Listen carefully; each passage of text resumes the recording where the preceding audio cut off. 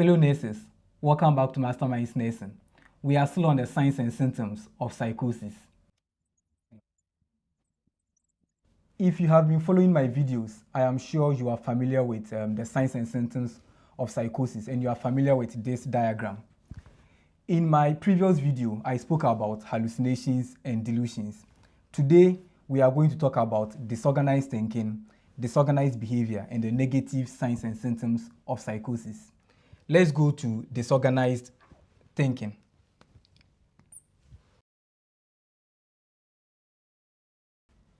Disorganized thinking is the manner in which a person processes and organizes their thoughts.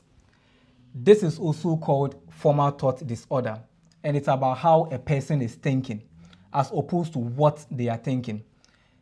If you remember, when we spoke about delusions, it was about the content of the thought, that is what the person is thinking. But in disorganized thinking, what we are interested in is how the person is thinking.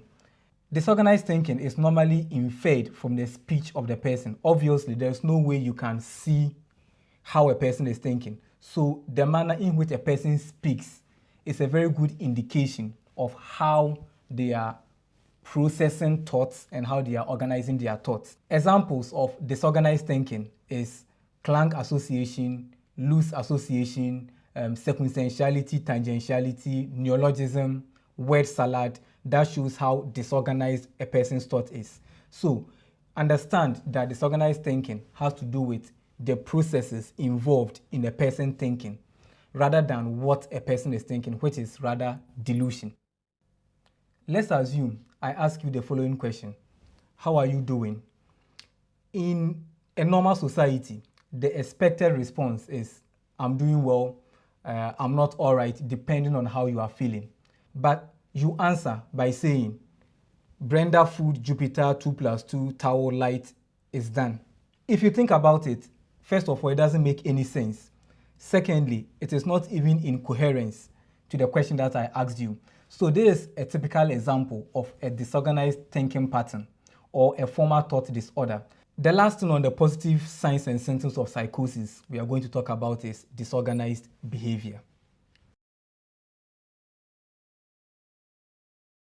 Disorganized behavior is when the actions and reactions of a person is markedly unusual, odd, or incomprehensible.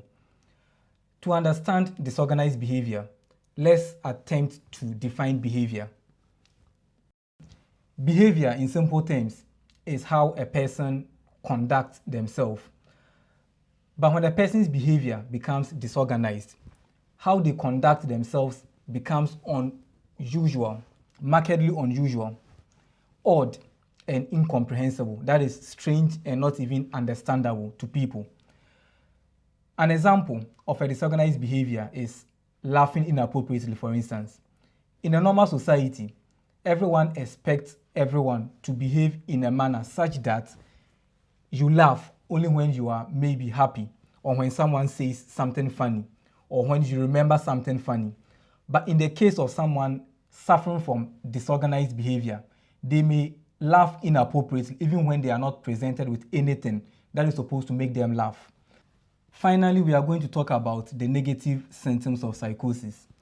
I believe I have explained this a little bit, but I will explain again for the purpose of those who didn't understand it for the first time.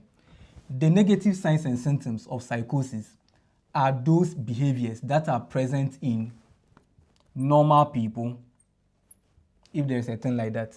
So they are those behaviors that are present in normal or ordinary people but are absent in people having psychosis.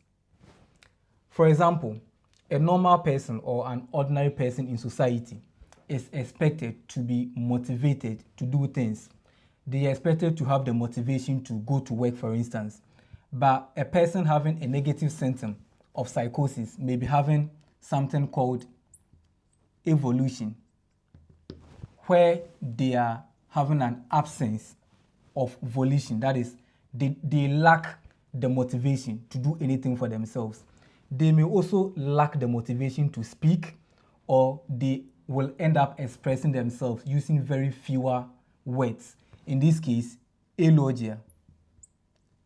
which is also called poverty of speech. Another negative symptom of psychosis is called anhedonia.